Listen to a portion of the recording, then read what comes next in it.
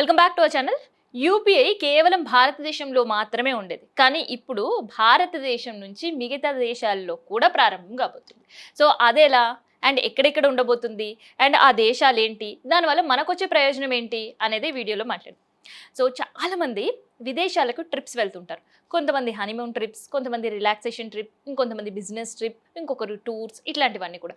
అలాంటప్పుడు major issue ఎప్పుడు వస్తుంది అంటే అమౌంట్ ట్రాన్సిషన్. ఏదైనా షాపింగ్ చేసామంటే ఇక్కడ స్కాన్ చేస్తే అయిపోయేది, కానీ అక్కడ చెయ్యాలి అంటే మళ్ళీ మన డబ్బు కరెన్సీని మార్పిడి చేసుకున్న తర్వాతనే చేయాల్సి ఉంటుంది. సో అది చాలా హెటిక్.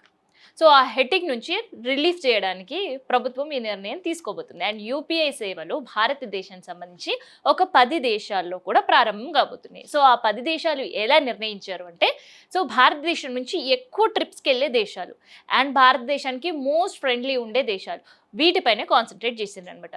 సో ఈ దేశాల్లో కూడా ఇక షాపింగ్ చేసిన, రెస్టారెంట్కి వెళ్ళినా, లేదు అక్కడ ఉండే టూరిజం స్పాట్స్ విజిట్ చేసినా, అక్కడ ఏమైనా టికెట్స్ తీసుకోవాలనుకున్నా, గేమింగ్ జోన్కి వెళ్ళాలనుకున్నా, సో దాంతోపాటు ట్రాన్స్పోర్టేషన్, సో అక్కడ ట్రాన్స్పోర్ట్ యూస్ చేయాలనుకున్నా, ఇకపై అక్కడ కూడా మనం యూపీఐ సేవలు అందుబాటులో రాబోతున్నాయి. సో ఈ సేవలు కనుక అందుబాటులోకి వస్తే ఇంకా చాలా రిలాక్స్డ్గా, చాలా హ్యాపీగా షాపింగ్ చేసుకోవచ్చు అండ్ చాలా హ్యాపీగా ట్రిప్ కూడా ఎంజాయ్ చేయొచ్చు.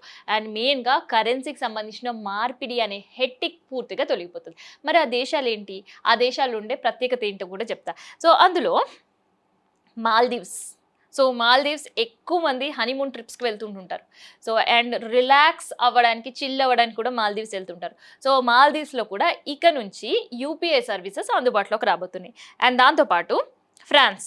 సో బిజినెస్ ట్రిప్స్ ఎక్కువ ఇక్కడ వెళ్తుంటుంటారు కదా, సో బిజినెస్ ట్రిప్స్కి వెళ్ళే వాళ్ళ కోసం అండ్ ఇప్పుడు యూపీఐ సేవలు ఇక్కడ ఉంటే చాలా అద్భుతంగా ఇక్కడ వర్కౌట్ జరగబోతుంది. అండ్ ఇటలీలో ట్రెడిషనల్ సంబంధించిన ఎన్నో ట్రిప్స్ ఉంటుంటాయి. సో ఆ ట్రెడిషన్ ట్రిప్స్కి వెళ్ళే వాళ్ళకి ఇకపై కరెన్సీ తిప్పలనేవి ఉండవు. సో యూపీఐతో ఈజీగా ట్రాన్సాక్షన్స్ అనేవి జరిగిపోతుంటాయి. అండ్ స్పెయిన్, ఇక్కడ షాపింగ్ అండ్ రెస్టారెంట్స్కి చాలా మంది ఇంట్రెస్ట్ చూపిస్తుంటారు.